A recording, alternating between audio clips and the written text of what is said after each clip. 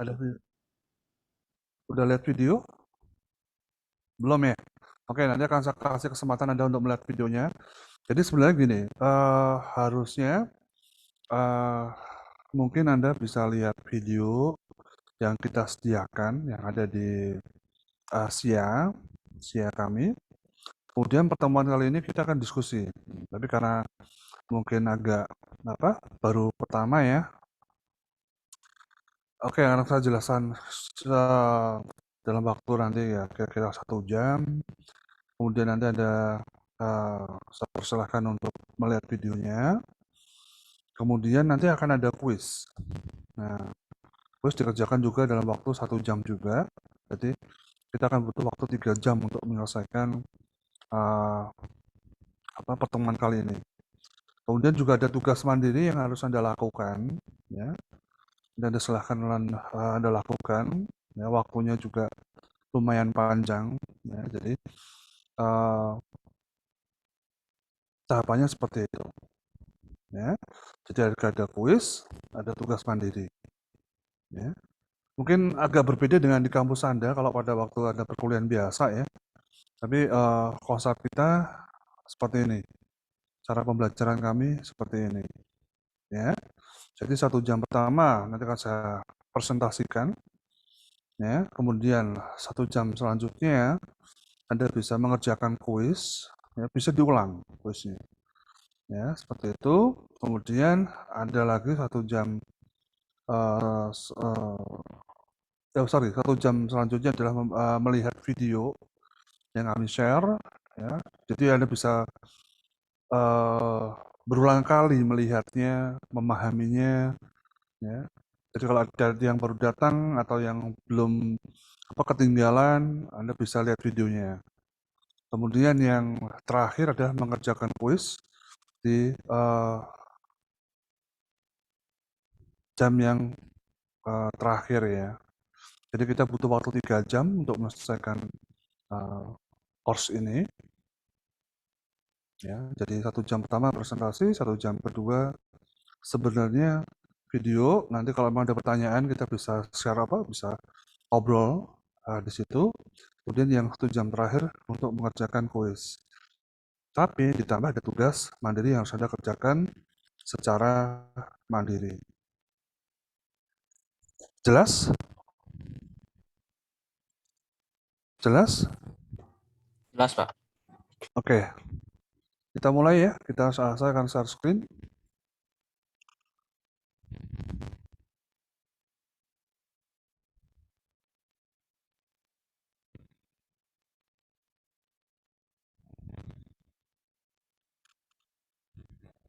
Nah, kita akan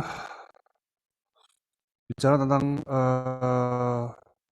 bagaimana aplikasi menurut lingkungan dan bagaimana cara mendapatkan aplikasi. Ya, jadi pertemuan kali ini tuh kita mungkin Anda kan merasa selama ini hanya menggunakan saja, ya kan? Tapi Anda nggak memahami sebenarnya aplikasi itu bagaimana. Ya, kemudian cara mendapatkannya gimana. Rata-rata mahasiswa dalam tanda petik ya agak kesulitan untuk melakukan misalnya pembelian aplikasi. Nah, itu ada teknik yang lain sebenarnya selain kita beli. Tapi kalau beberapa yang fokus, yang utama, tetap kita harus melakukan pembelian. Ya. Atau Anda bisa menggunakan konsep freeware yang gratis. Nah, itu sebenarnya ada. Oke. Nah, lingkungan aplikasi komputer. Jadi, kita bagi menjadi dua, yaitu adalah yang di dalam PC Anda atau di luar PC atau laptop Anda. Ya. Jadi kalau kita bicara tentang internal environment atau lingkungan di dalam komputer ya apa aja yang Anda install di komputer Anda. Ya. Jadi di dalamnya itu Anda bisa ya yang pasti jelas operating system. Ya, seperti Windows itu tuh. Kemudian Microsoft kalau yang free itu Anda bisa menggunakan Linux ya seperti FreeBSD, kemudian Red Hat ya. Slackware, nah, seperti itu. Itu adalah yang terinstall di komputer Anda. Ya. Sedangkan yang di eksternal itu adalah bagaimana komputer tersebut terkoneksi dengan di luar. Itu bisa terkoneksi dengan brandware atau pengguna, ya, atau user, gunakan untuk apa aja gitu ya. Seperti sistem untuk akuntansi, kemudian sistem untuk uh, stok gudang, sistem untuk kemudian apa general rates, nah, seperti itu ya. Jadi komputer tersebut berhubungan dengan brandware atau pengguna. Tapi juga bisa juga komputer tersebut terkoneksi dengan komputer lain dengan menggunakan middleware atau seperti middleware itu seperti perangkat-perangkat uh, komunikasi jaringan ya, ya seperti router, switch, ya itu adalah perangkat-perangkat middleware atau MIFI apa MIFI ya, modem WiFi, nah, seperti itu. Ya, jadi konsepnya di luar perangkat Anda. Itu ada disebut dengan external environment. Kemudian menurut lingkungannya ya, dari tadi dua tersebut ada dua sebenarnya karakternya. Ya, yang pertama adalah client server, yang satu adalah standalone. Ya, client server. Ya, jadi ada client, ada server. Itu namanya client server. Nah, saya jelaskan lebih jauh. Kalau standalone itu ya cuma berdiri sendiri. Ya, seperti yang pertama tadi di bagian internal environment, artinya lingkungan cuma sekitar itu aja. Ya, seperti PC atau laptop itu aja. Kalau client server itu yang disebut dengan external environment. Nah, client server ya, adalah satu konsep uh, infrastruktur dalam satu organisasi komputer atau sistem komputer. Nah, itu yang harus Anda pahami adalah komputer server itu melayani banyak sekali klien. Ya, seperti ini. Kalau klien komputer server itu adalah proses ya, tentang tempat meletakkan data. Nah, seperti gini aja lah. Kalau Anda bayangkan seperti Google, seperti Facebook, ya. Di sana mereka punya namanya server dan Anda adalah sebagai klien. Atau Anda sebut seperti ini, Anda uh, bisa manfaatkan contohnya uh, suka main game, Mobile Legend, PUBG, ya. Konsepnya sama. Anda menggunakan perangkat Anda, smartphone, itu sebagai klien, ya. Kemudian Anda terkoneksi dengan server Mobile Legend. Nah, Anda menggunakan di posisi Anda sebagai klien dan server adalah sebagai pemrosesan. Apa yang dibutuhkan akan dikirimkan ke smartphone Anda. Ya. Kemudian pemrosesan ada di komputer server. Jadi proses itu di server semua. Ya, kebutuhan apa yang dibutuhkan klien akan dikirimkan ke klien. Nah, seperti itu. Ya, jadi nggak semuanya aplikasi dikirimkan ke klien, bukan. Jadi klien itu juga melakukan instalasi, ya seperti ada lakukan, paling simpel Mobile Legends ya. Ada harus update itu ya. Kalau ada apa hero baru atau seperti apa hero yang barusan muncul, ya, Anda harus update, melakukan updating di sisi uh, smartphone Anda. Nah, pada waktu Anda membuka mungkin chess ya, mungkin chess atau mungkin Anda buka yang klasik, ya, nah, otomatis Anda akan dijoinkan dengan tim dulu ya, 5 by lawan 5 gitu kan. Ya, itu adalah di yang melakukan proses bukan di smartphone Anda, tapi di server. Nah, server melakukan proses menentukan siapa yang layak atau enggak. Apakah Anda master, apakah Anda ya di situ diproses, dicari dulu yang setara dan sebagainya, di satu dikalkulasi kemampuannya, kalau sudah fix ketemu baru dikirimkan. Nah, timnya Anda siapa aja, baru lagi proses. Nah, proses adalah suatu pertandingan di dalam server gitu ya. Pertandingannya di server. Jadi ada pencet itu langsung koneksi ke server. Lah problemnya adalah masalah koneksi. Ya. Jadi ada suatu middleware atau perangkat jaringan yang menentukan Anda survive atau tidak. Nah, kalau komunikasi jaringan Anda buruk, tentunya Anda akan selalu tereliminate. Nah, itu ya. Jadi bisa juga Anda langsung jadi kalau yang bagus MVP ya. Kalau yang enggak ya jadi problem gitu ya. Makanya perangkat sangat penting kalau kita menggunakan satu pertandingan di dalam komputer ya, pertandingan jaringan komputer. Nah, di sini fungsi server. Nah, tadi saya jelaskan sedikit. Ya, jadi di server itu adalah fungsinya adalah jadi dia menyimpan aplikasinya, database-nya, ya kan, di server. Kalau dibutuh tinggal dikirim apa datanya, ya seperti itu.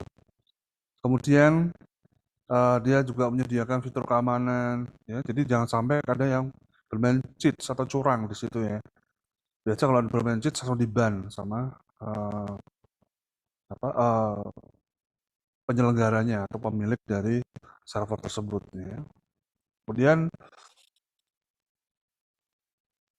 menyediakan semua IP address. Jadi sebenarnya Anda pada waktu melakukan suatu komunikasi, ya, komunikasi dengan menggunakan Mobile Legend, secara nggak langsung Anda akan mendapatkan suatu IP address. Ya. Nah, IP address itu dibentuk secara konsepnya secara DHCP. Kalau enggak ada teknik tertentu ya dari provider. Biasanya ada teknik modelnya adalah IP lokal, pakai NAT gitu ya. Jadi istilahnya itu Anda diberikan IP khusus ya atau yang apa yang nantinya IP tersebut hanya terkoneksi dengan provider tertentu. Kalau Anda menggunakan Telkomsel atau menggunakan satu, Telkomsel itu yang akan menyediakan IP tersebut terhadap perangkat Anda. Kemudian baru nanti dari Telkomsel akan mempunyai IP publik yang terkoneksi ke server Mobile Legend. Nah, seperti itu. Ya, jadi tidak langsung tiap smartphone itu punya IP khusus, IP publik menurut saya. Tidak, karena IP publik sekarang untuk IPv4 di dunia sudah sangat minim. Kecuali Anda sudah memakai IPv6, ya, di mana dia menggunakan 64 bit. Ya. Kemudian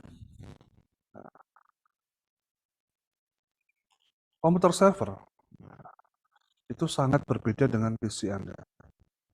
Ya. Mungkin akan saya share sedikit seperti apa sih komputer server ya. Mungkin saya punya sedikit video. Ya. Mungkin Anda bisa melihat sebentar ya di sini. Ini salah satu di dalam data center punyanya Google. Jadi Anda punya gambaran seperti apa sih data center yang ada di dalam Google. Get ready to go inside Google's cloud. The tech giant has 12 data centers around the world. They are the engines that make Google run, and they contain a lot of sensitive information about you. Now, for the first time, the company has invited cameras inside its top secret facility in North Carolina. Michelle Miller went along for this story that you'll only see here on CBS This Morning. With all the patrols, fences, barbed wire, and steel barriers designed to slice through cars, it would be easy to mistake this place for Fort Knox. Hello. But it's really a Google data center. Yes, ma'am. Do you have your ID on you? For many years, the company refused to admit these even existed. Even today, no visitor may enter without first signing a non-disclosure agreement. Just saying that you're not going to take any unauthorized pictures, or you're not going to talk about anything that you see. Inside, security is just as tight. Thank you. Retina scans determine who has access, something even many Google executives don't have. Every single person entering and leaving is tracked. If more than one person enters through the doors at once, alarms sound. Have you ever had a breach at this facility? No. Never. Let's go in. Our tour guide is Google's Senior Vice President, Urs Hotzle, known for his trademark red socks and one of the company's first employees. My first job title was search engine mechanic. And I picked that because everything was broken. Google was down, searches took 5 seconds. Now Hotzle is in charge of building and running all of Google's data centers. In the industry, you're known as the infrastructure czar. Mhm. Flattered by that? You know, yes. Yes. Our first stop, the networking room. It's like air traffic control. Every time a user asks Google for something, that request is first routed here and then directed to another computer on the server floor. How many servers are on this floor? So today we have 55,200. Nah, Anda bisa lihat di sini adalah komputer server yang ada di Google. Ya, dijelaskan tadi sampai berapa ribu ya perangkat yang ada di dalam sini. Nah, ini yang Anda lakukan sekarang kalau kita melakukan searching di Google, yang bekerja adalah perangkat-perangkat server seperti ini. Kalau dari sebelumnya adalah pengendalinya, ya di sini adalah seperti middleware ya, tapi jaringannya. Kalau yang di sini adalah servernya. Kita teruskan. The sheer size and scale of the place is breathtaking. Employees must wear earplugs to protect their hearing from the constant whir of tens of thousands of machines.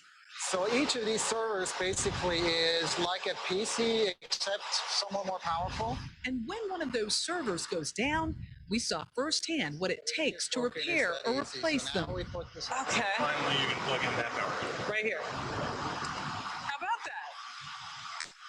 Recently, the industry came under fire for being energy hogs, consuming huge amounts of electricity to keep servers running in air-conditioned rooms.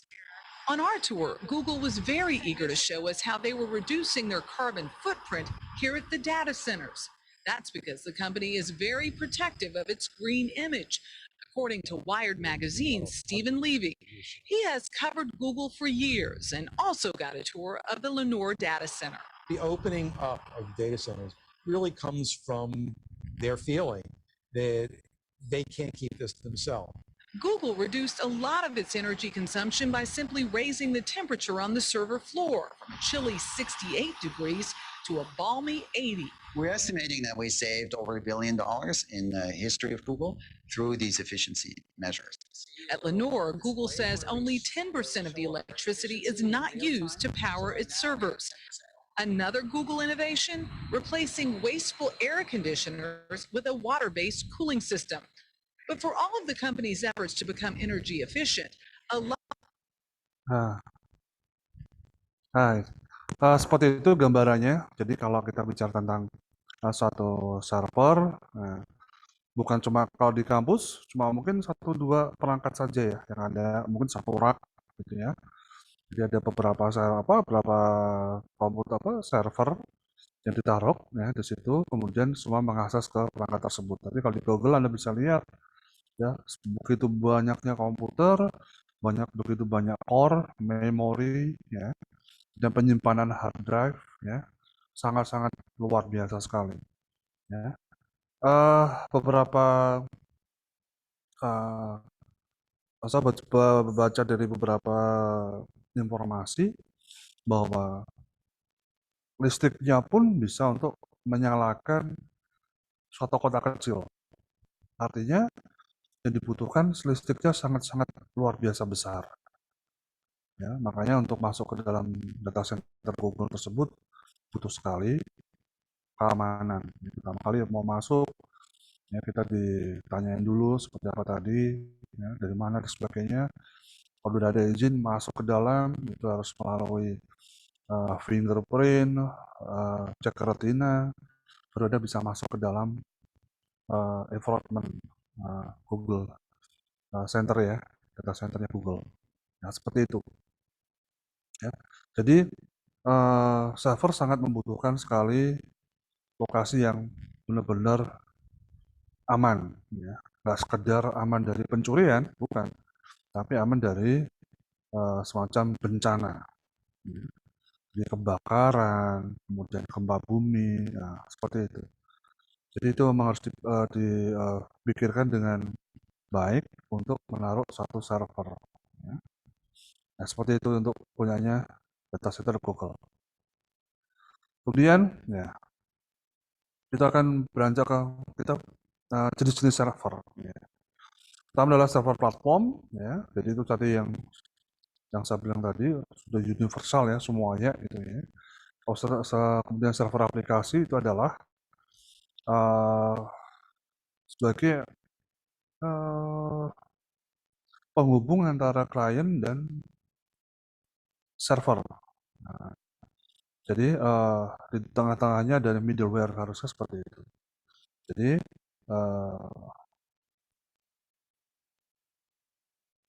atau kita sebut dengan web server, ya.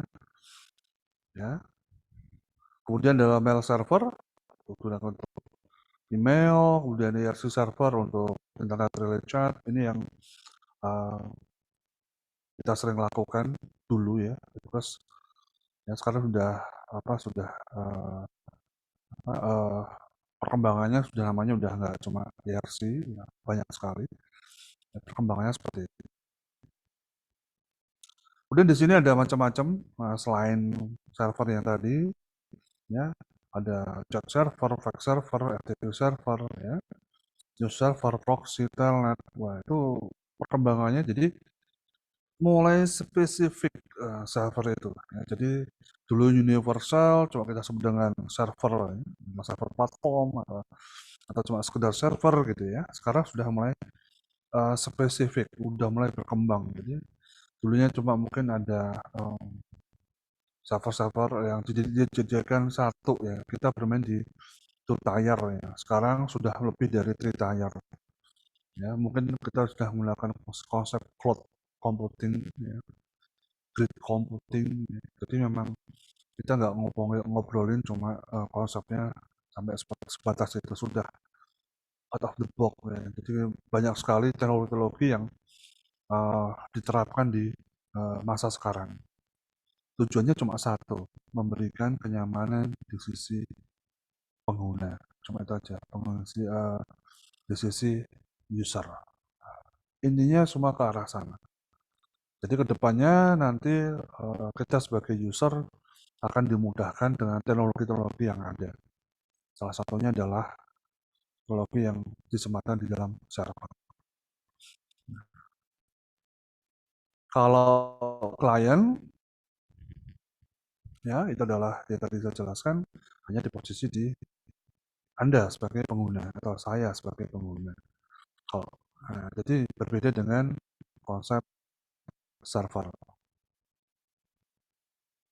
Nah, kemudian secara di pendefinisiannya itu adalah dijelaskan adalah konsep pemrosesan sistem terdistribusi. Nah, jadi pembagian job antara klien dan server.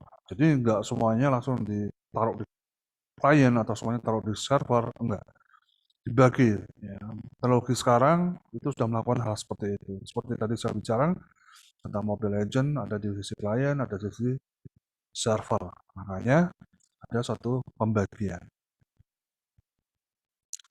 Kemudian menurut Budi Irawan, dalam bukunya sebutkan ya, jadi komputer database yang berada di pusat yang informasinya bisa dipakai bersama-sama. Nah, seperti tadi saya bilang Mobile Legends, ya, di server ada berapa tim? 2 tim ya. Kemudian di setiap tim ada mungkin 5. Kita bicara klasik, range, gitu ya. Mainnya seperti itu. Atau Anda menggunakan mungkin yang baru-baru ini adalah SOV ya, State of Survival ya, juga sama, konsepnya sama. Jadi di satu server ada satu state, kemudian di state itu banyak sekali pemainnya. Dibandingkan dengan Mobile Legends. Mobile Legends adalah kecepatan, jadi harus punya koneksi yang bagus. Tapi kalau di SOV dia tidak perlu koneksi yang bagus karena di situ hanya bermain strategi. Game-game strategi seperti Township, seperti SOV, kemudian yang model-model seperti itu, COC gitu ya, itu tidak membutuhkan koneksi yang begitu bagus dibandingkan kalau Anda melakukan PUBG, melakukan Mobile Legends, Anda yang klasik ya, itu harus mempunyai koneksi yang bagus. Itu harus diperhatikan dan servernya pun harus lebih bagus ya, lebih cepat sebenarnya. Kemudian menurut Agus Mulyanto, arsitektur yang paling banyak dipakai di teknologi modern. Ya, jadi sekarang ini sudah menggunakan konsep seperti itu. Ya. Client server. Ini menurut Budi Sutejo, Dharma Utomo. Ya. Jadi suatu model koneksi jaringan yang membedakan fungsi dari client atau server. Semuanya konsepnya mengacu kepada pada hal yang sama. Klien ya di posisi sebagai user, ya kan? Server sebagai provider atau penyedia jasa. Ya, seperti itu. Ya. Ya. Nah, kemudian apa yang ada dalam lingkungan dari database client server? Ini kita mau ngomongin tentang yang lebih spesifik ya. Database. Jadi di sini ada suatu data di client server yang bisa di-share.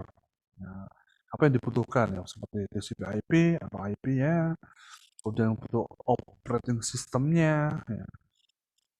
Saat ini yang banyak sekali untuk keamanan yang bagus sebenarnya saya bilang adalah Unix.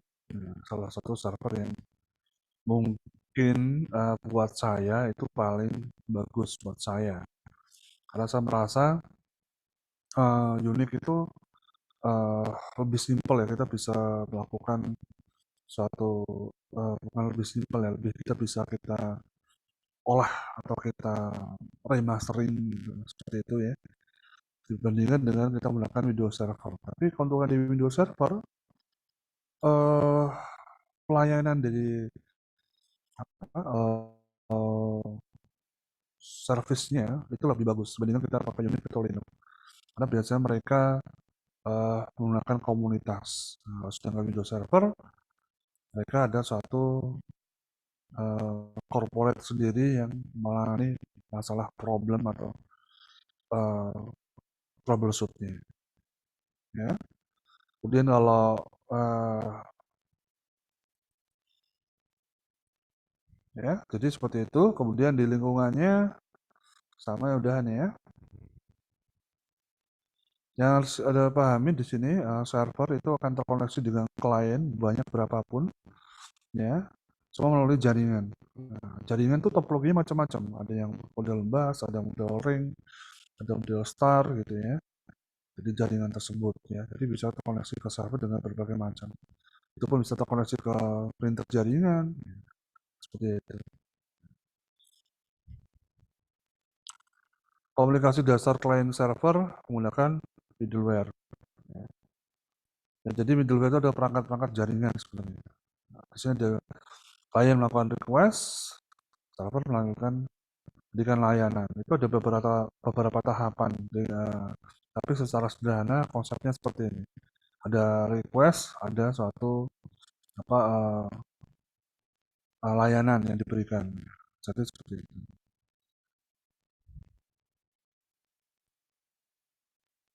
Kemudian di sini ada arsitektur file server. Kalau tadi database-nya sekarang adalah file server. Ya. Jadi konsepnya seperti ini. Ya. Jadi klien terkoneksi dengan server pasti dengan menggunakan LAN atau di situ middleware. Ya. Jadi jaringan dan jadi komputer ke server itu tidak bisa langsung, tapi ada satu middleware-nya di dalamnya, di jaringan di sini. Ya. Jadi nanti klien melakukan permintaan data, ya toh? Ya, nanti kemudian melakukan permintaan pengujian data, server melakukan apa pelayanan dan status penguncian ya, di sini prosesnya. Ya.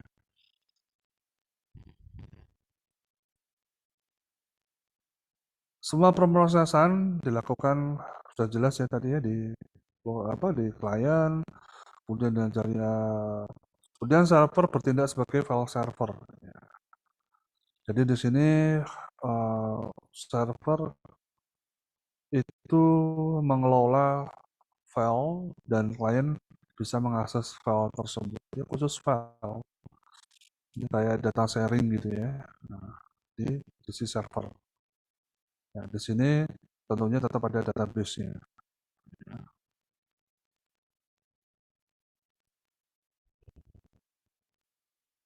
Ini sama yang seperti tadi, nanti ada lebih yang mungkin yang harus dipahami ada kata-kata two-tier architecture. Ya. Jadi kalau hanya ada klien dan satu server yang langsung terkoneksi dengan middleware, itu disebut dengan two-tier. Jadi tidak ada, kalau kita bilang broker. Jadi kita ketemu langsung sama pabriknya gitu ya, itu dengan two-tier. Jadi Anda sebagai konsumen ketemu dengan langsung ke pabrik, ya, ke penyedia kalau ke sumbernya langsung produsennya itu disebut dengan two-tier, hubungan di two-tier. Ya. Kalau two-tier itu adalah ada pihak ketiga. Jadi ada pabrik, ada distributor, baru ke kita. Nah, ada penjual ya, penjual retail atau penjual grosir, baru ke kita. Itu disebut dengan two-tier. Jadi ada pihak lain. Jadi di sini contohnya ada klien, kemudian ada web server, kemudian ada database. Middleware di mana-mana. Ya, di perangkat-perangkat jaringan sebenarnya. Tapi ada beberapa middleware yang bilang itu seperti server juga, seperti ASP, JSP, dan sebagainya. Ya, ya seperti itu. Ya, di tier 1, 2, 3. Kalau langsung seperti ini, jadi pemrograman langsung masuk ke server, nah itu langsung 2. Tapi kalau dia melalui komputer, melalui server, kemudian database-nya, ya, itu 3 tier. Perkembangan sekarang sudah menggunakan cloud computing dan sebagainya. Pemodelannya ya secara garis besar konsepnya hampir sama, cuma database-nya nggak cuma satu. Ya. Jadi bisa banyak. Ya, seperti itu. Ya. Kemudian kalau kita bicara dengan standalone, tentunya kita bicara single PC atau single laptop. Ya. Nah, jadi yang harus Anda pahami, SAS atau standalone system, ya, itu adalah sistem yang dapat berjalan tanpa terhubung ke jaringan. Ya, itu adalah standalone. Ya. Jadi umpamanya Anda punya suatu sistem kasir, POS, point of sales, itu dia bisa berjalan tanpa dia harus terkoneksi dengan perangkat lain, itu yang disebut dengan standalone. Anda punya PC yang Anda bisa gunakan hanya untuk mengerjakan Word, Excel gitu ya, itu standalone. Tapi belum tentu aplikasi tersebut standalone ya. Mungkin kalau Anda pahami ada beberapa aplikasi yang bisa standalone, tapi sebenarnya dia bisa koneksi ke internet. Nah, seperti itu. Karena Anda menggunakan di satu PC, tidak terkoneksi kemana-mana, itu disebut dengan standalone.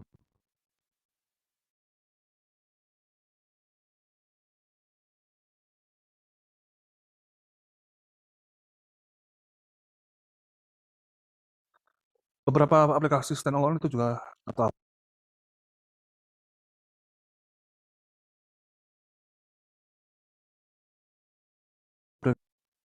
harus dipahami, ya. Jadi terkadang memang ada yang seperti itu. Ya. Tapi aplikasi standalone juga belum tentu disebut dengan portable. Ya. Jadi portable itu merujuk seperti diskless. Nah, jadi kalau kita bicara di perangkat-perangkat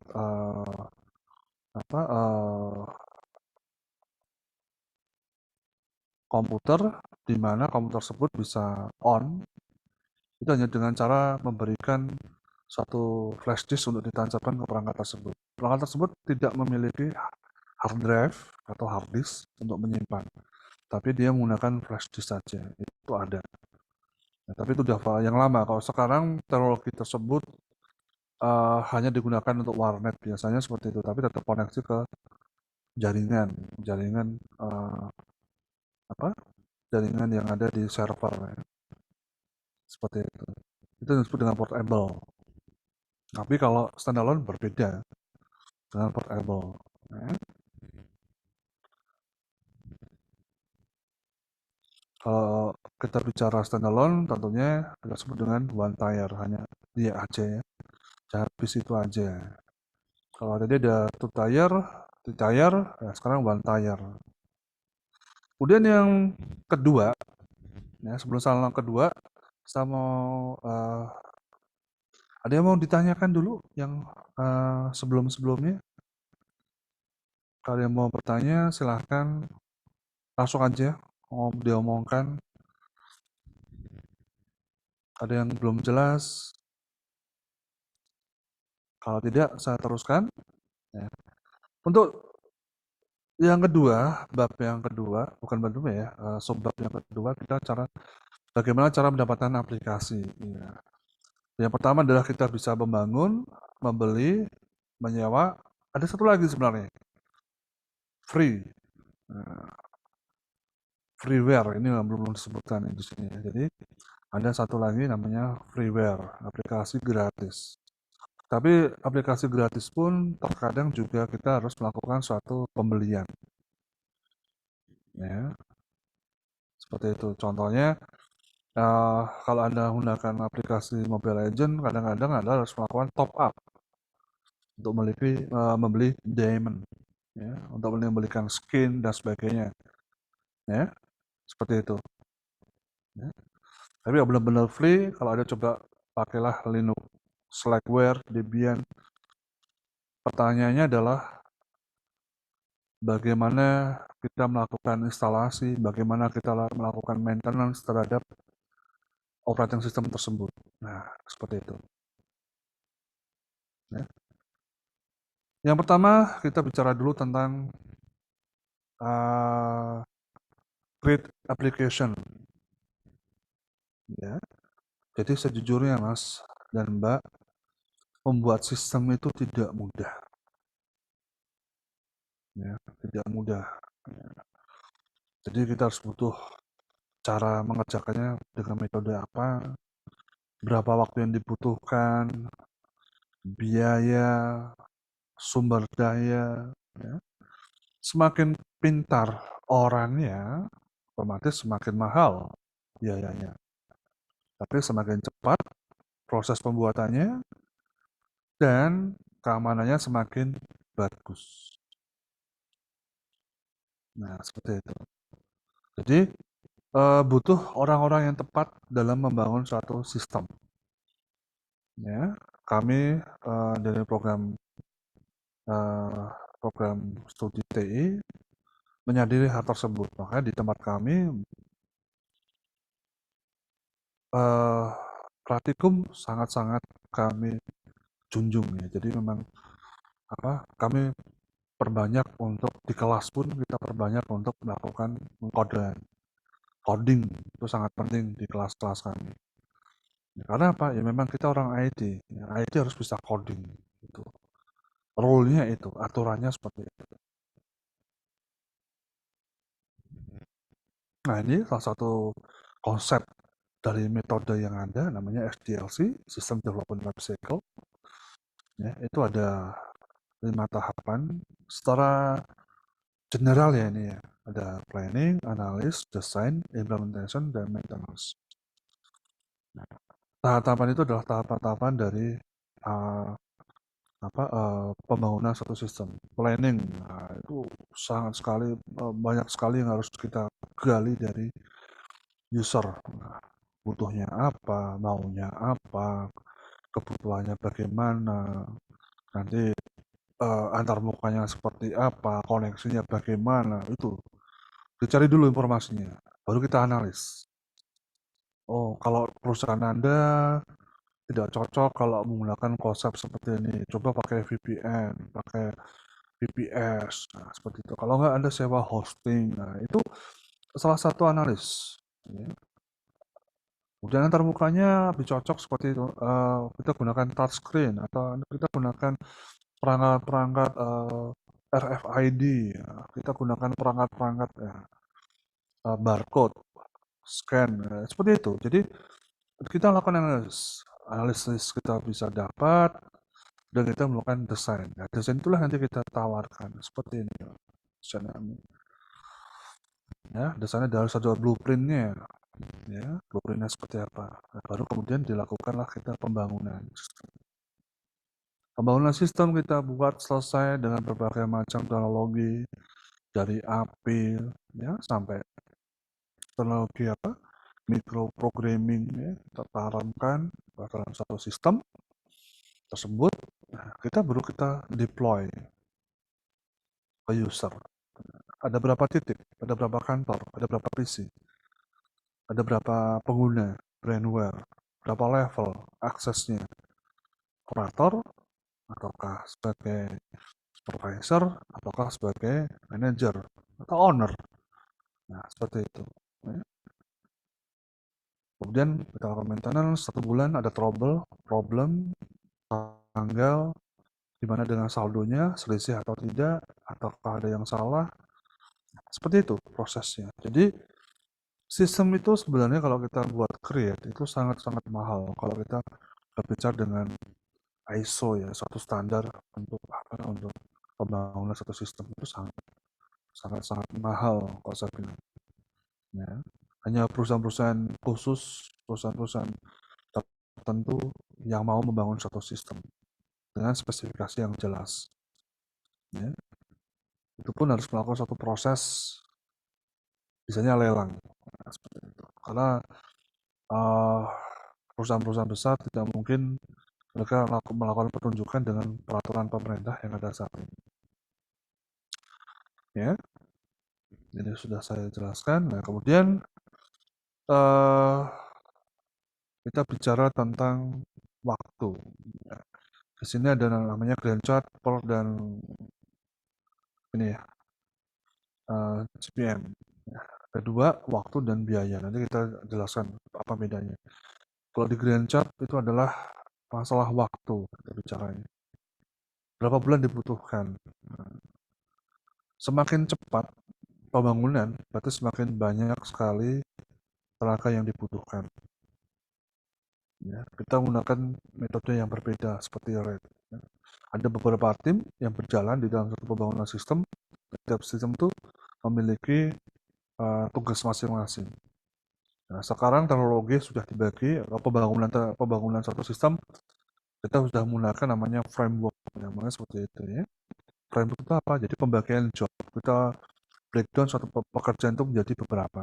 Contohnya kalau di framework di sistem teknologi informasi atau sistem informasi, kita bagi menjadi 3: model, kontrol, dan view. View itu untuk tampilan, kontrol untuk pengendalinya di sistem tersebut, dan model itu adalah untuk database-nya. Ya, jadi itu harus berjalan, Mas dan Mbak. Ya, jadi memang suatu sistem seperti itu. Ya, jadi ada konsep seperti itu. Apakah itu sulit? Bergantung kepada kitanya. Kalau kita memang serius membangun, itu mudah sekali. Memang kita udah jadi mendarah daging. Ya. Jadi kontrolnya seperti ini, view-nya seperti ini, kemudian database-nya seperti ini. Ya, database itu macam-macam tipenya. Ya. Kontrolnya pun menggunakan bahasa macam-macam. Kita kadang-kadang kita sampai menggunakan beberapa bahasa. Ya, view-nya pun sama, bisa menggunakan beberapa bahasa.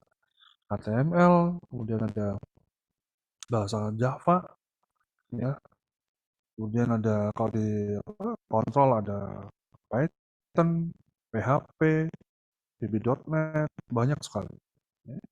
Kemudian di model bisa menggunakan SQL, Oracle, MongoDB, banyak sekali. Ya.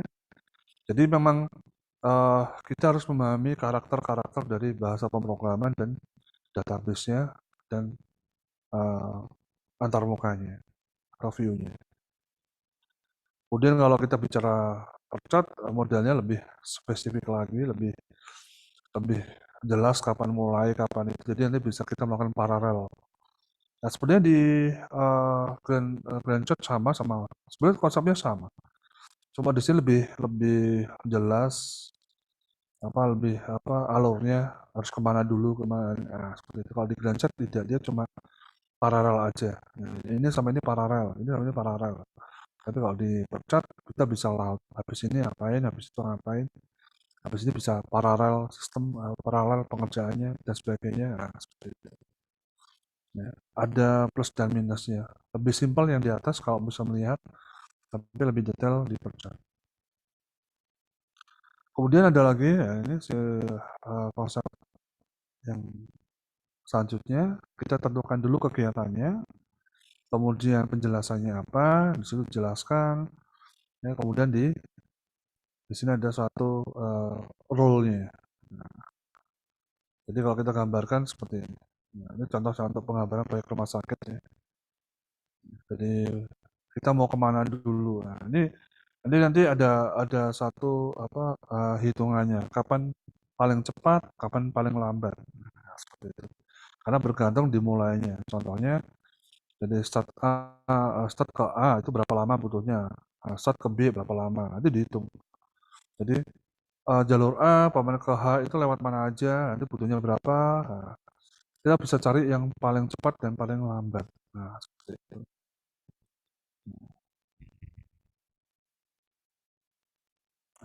Kemudian yang selanjutnya adalah masalah SDM yang saya jelaskan tadi. Ya, nah, ini berhubungan dengan bahasa yang akan kita gunakan dalam pembangunan. Ya, seperti tadi MCV. Ya. Tentunya butuh bahasa-bahasa apa, orang yang paham siapa saja. Jadi semakin banyak orang paham terhadap bahasa pemrograman, semakin mahal, kita harus hire, tapi semakin cepat prosesnya. Ya, jadi kita bisa menggunakan track and seperti itu. Ya, jadi bahasa pemrograman itu menentukan, ya, menentukan seberapa aman sistem yang kita bikin, yang kita buat, seberapa cepat sistem yang kita bikin, ya, dan kemudian dengan bahasa pemrograman tersebut, gitu, nah, menentukan kualitas keamanan, seperti itu. Ya. Apalagi sekarang dengan konsep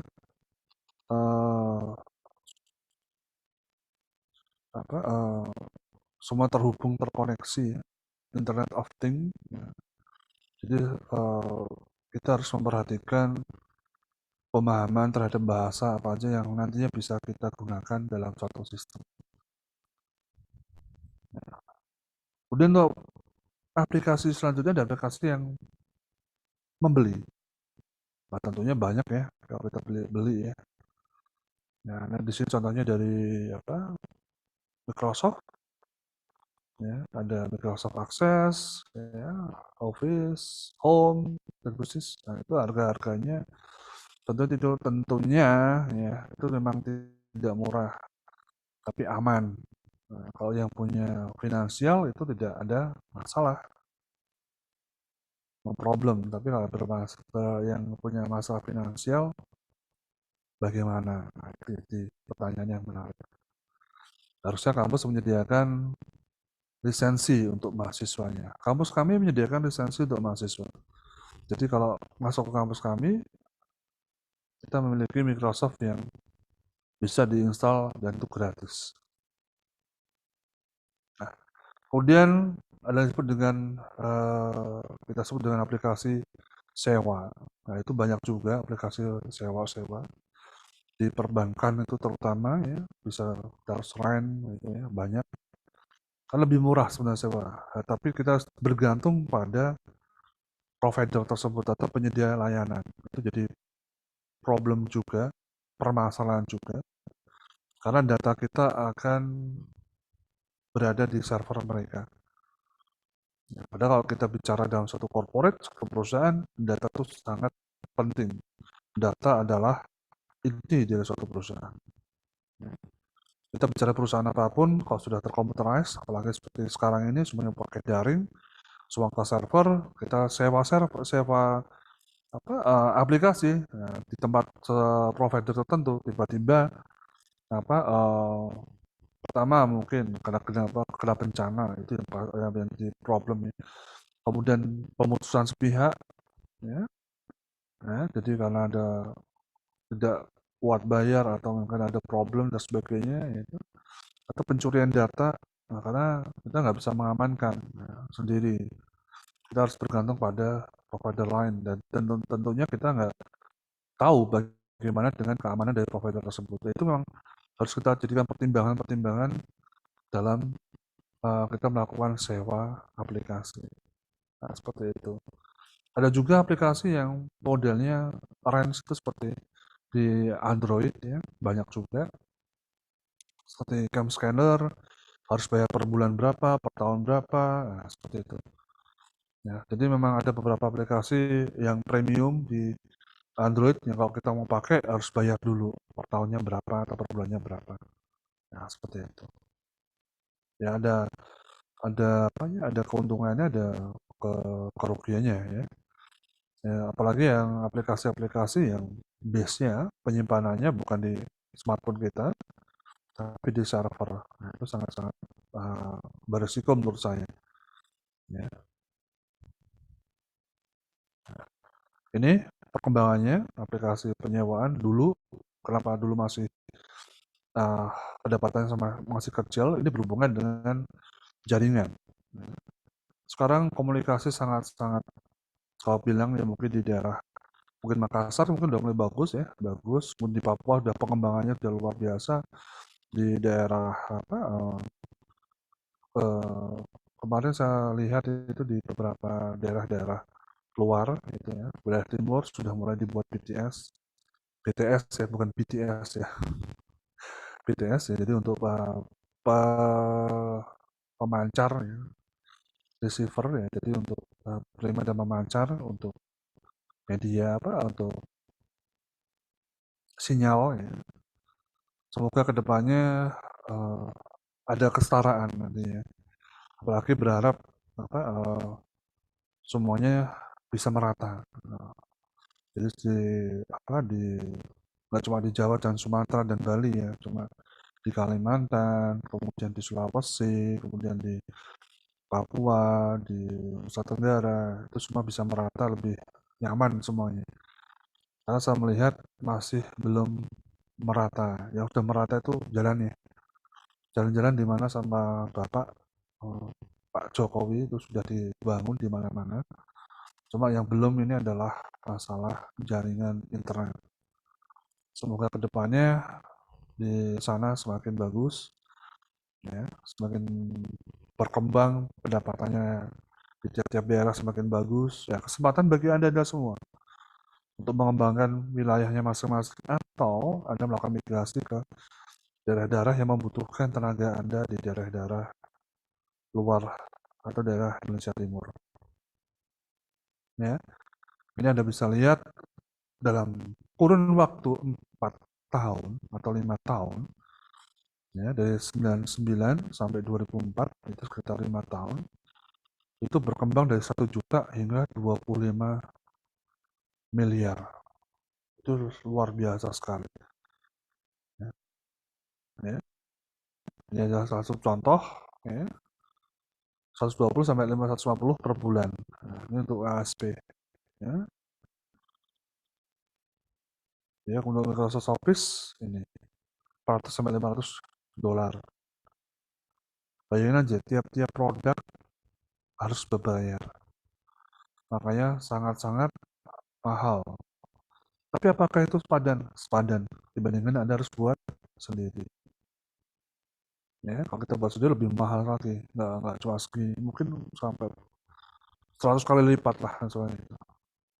Nggak mungkin harganya cuma 500 dolar tuh, bisa sampai 5.000 atau sampai apa lebih ya, 10 sampai apa lebih lah dari 10.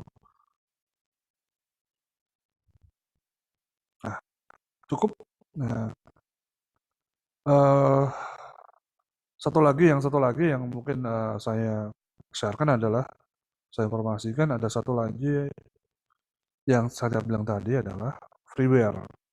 Pendapatan aplikasi secara gratis itu juga banyak di luar sana. Nah, seperti Linux, seperti coba kita cek ya, kita lihat. Jadi kita bicara tentang freeware. Nah, free OS semuanya, operating system.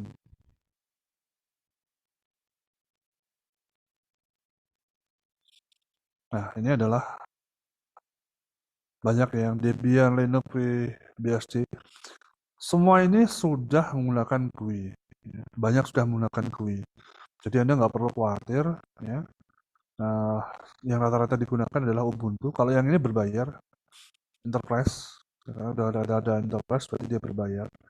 Tapi kalau Ubuntu itu sudah mulai bagus. Kemudian ada beberapa Debian itu lumayan ya. Tapi keamanannya bagus sama FreeBSD, cuma agak sulit pakainya gitu ya, agak sulit. Ya, kalau yang saya sarankan si Ubuntu. Nah, Ubuntu ini yang banyak dipakai. Nah, seperti itu. Ya, oke. Saya cukupkan dulu untuk share screen-nya. Ada pertanyaan dulu? Ada yang mau ditanyakan? Nah, setelah ini di e-learning ada quiz. Nanti ada apa? Anda bisa mengerjakan. Kemudian juga ada namanya tugas mandiri. Ya, silakan Anda juga coba untuk Anda selesaikan, kemudian Anda kirim ya. Anda jawab tugas mandiri Anda itu. Jadi kita koreksi hasilnya bagaimana. Ada yang mau ditanyakan? Ini cuma 29 ya. Oke. Ada presensinya ya?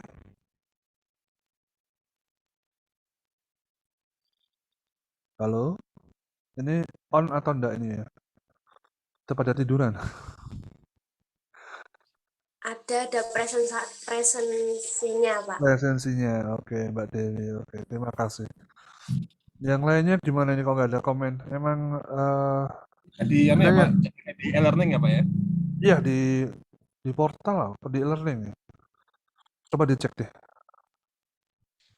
Di Oh, e-learning, Pak. Di e-learning ya ada ya. Iya.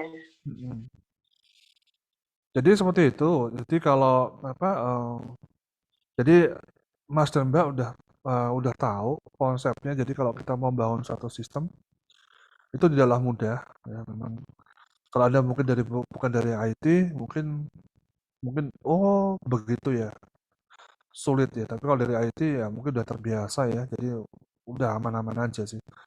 Tapi kalau yang bukan dari IT, apalagi bukan dari kampus kami, kemungkinan akan kaget ya. Mungkin kok beda ya. Karena beberapa kampus di IT-nya mereka tidak fokus di bidang pemrogramannya. Tapi kalau di kampus kami sangat concern di pemrogramannya. Jadi kalau mau lulus, Anda harus wajib bisa coding. Nah, seperti itu. Itu syarat untuk jadi yang baik ya. Oke, ada yang bertanya? Jadi ada sesi tanya jawab dulu, nanti habis itu jam 10 silahkan ada jawab kuisnya. Kalau mau dijawab, bisa berkali-kali Kak kalau salah kuisnya dijawab. 2-3 kali kalau nggak salah. Ada pertanyaan?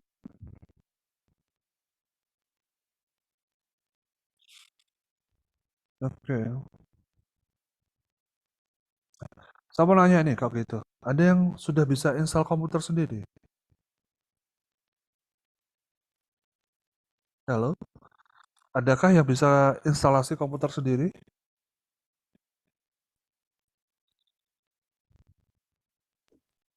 Nggak Saya ada? bisa, Pak. Oh, Rizky Pratama. Oke, ada yang lain? Ada yang lain yang bisa install komputer sendiri? Oke, saya menanya ke Mas Rizky. Mas Rizky, Boleh, Pak. tolong ada share cara melakukan instalasi komputer, Mas. Coba jelasin apa yang dibutuhkan, bagaimana cara install. Anda mungkin bisa share ke teman-teman semua. Baik. Hmm. Dari pengalaman saya saat menginstal komputer, Hmm. kemarin saya nginstal ini, Pak, Windows 10. Oke, terus? Nah, Hmm. bahan-bahan yang dibutuhkan tuh paling kayak CD ISO-nya, Hmm. operating system-nya, terus kemarin saya Itu pakai flash pakai disk, Pak, pakai CD, oh pakai flash disk. Oke, terus? kabelnya, iya. Hmm. Terus paling ya kalau install tinggal dicolok flash disknya terus next next next aja gitu paling. Oh gitu. Enggak setting itu dulu, setting BIOS-nya dulu. Oh, yang di BIOS. Iya Untuk dong. awal-awal kan kirain dari itu. Untuk di Eh, BIOS-nya kan ntar di restart dulu ya komputernya. Kita hmm. masuk ke BIOS-nya terus setting pilihan apa namanya untuk apa sih namanya tuh? Setting awal yang buat masuknya ntar kan eh, biar kebaca gitu flash disk kitanya. Pak maaf gua mute yang bapaknya.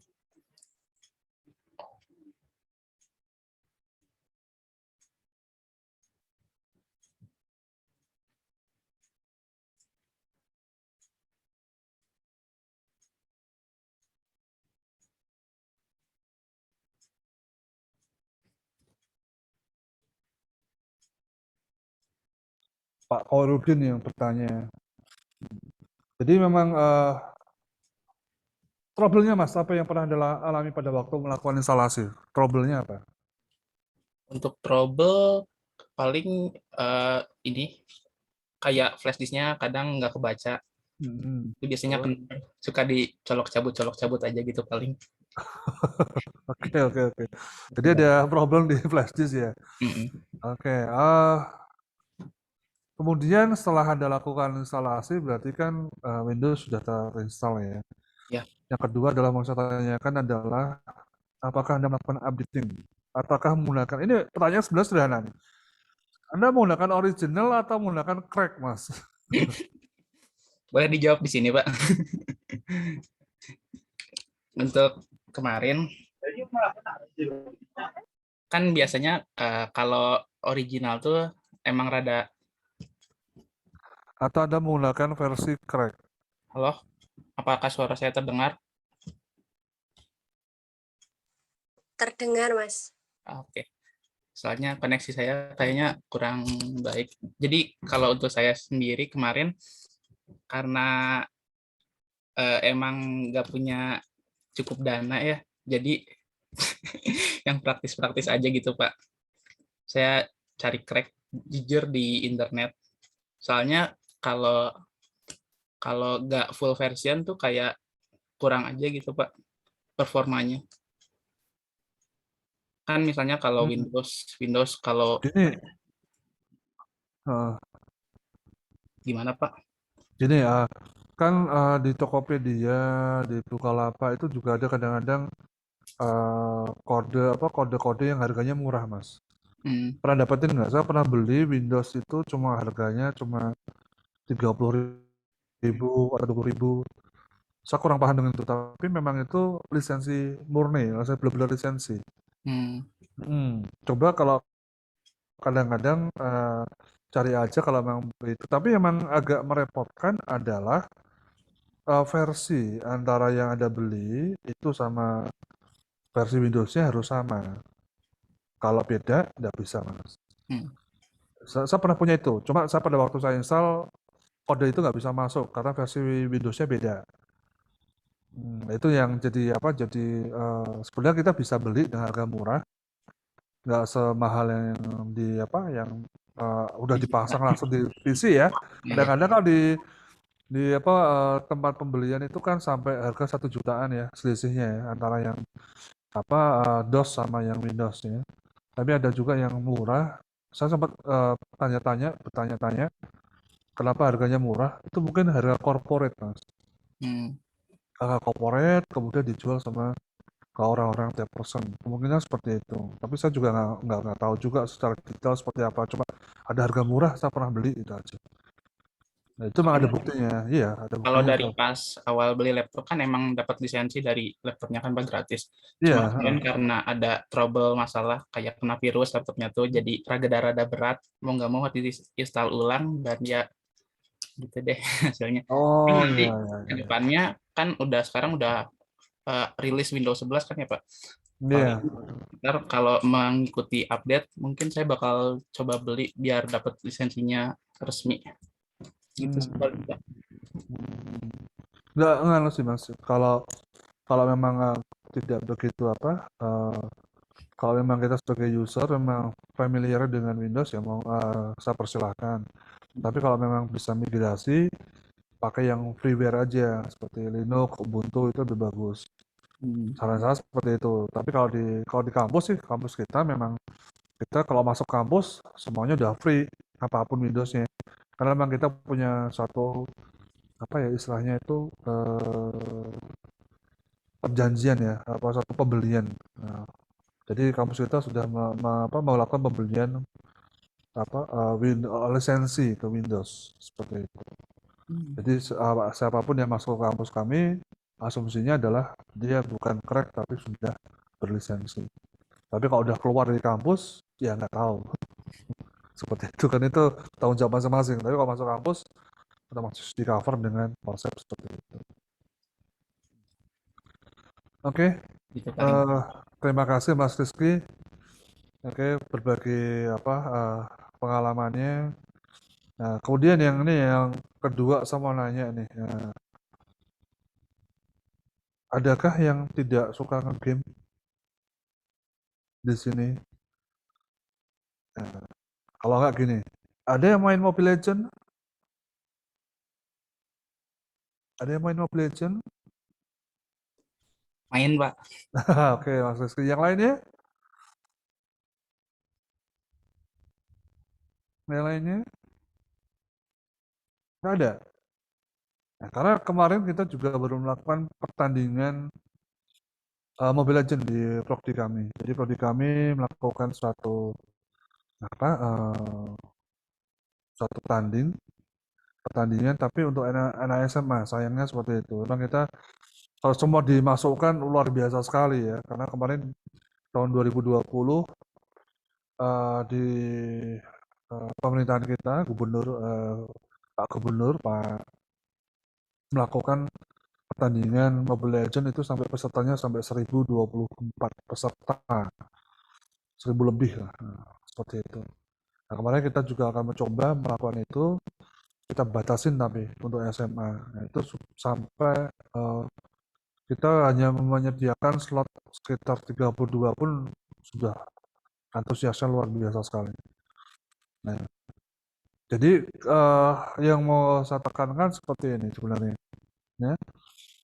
Kalau di tempat Anda sudah bisa main Mobile Legends, berarti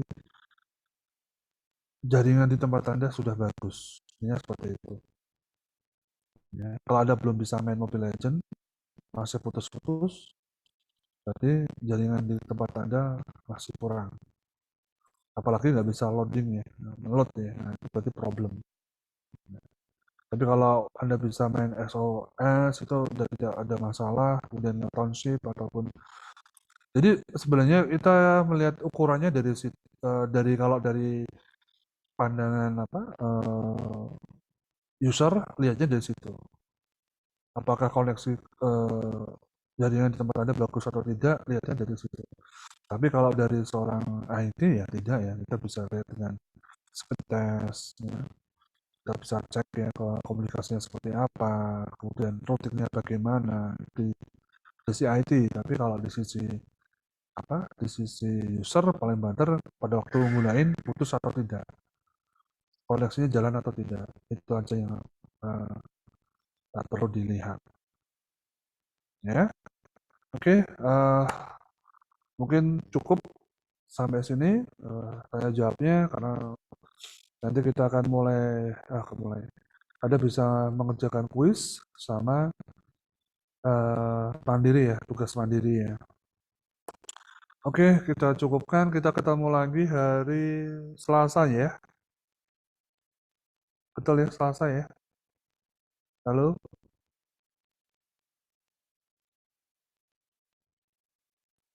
Oke. Baik, Nanti Pak. hari Selasa masih saya yang mengajar, tapi mungkin hari Kamisnya mungkin sudah berbeda. Ya, jadi hari Selasa besok masih saya. Selasa tuh libur nggak ya? Enggak ya? Kayaknya diundur ya liburnya ya. Betul atau enggak ya? Kalau nanti di libur berarti nanti saya akan mencoba untuk tetap aja nanti saya coba untuk mengajar di luar kantor, nanti di rumah atau gimana. Tapi kalau tetap ya saya akan ke kantor untuk memberikan daring. Oke, saya cukupkan. Selamat pagi semuanya, selamat beraktivitas. Kita ketemu lagi hari Selasa. Oke, Terima kasih, Pak. silakan untuk Pak. live, nggak apa-apa. Terima kasih, Pak.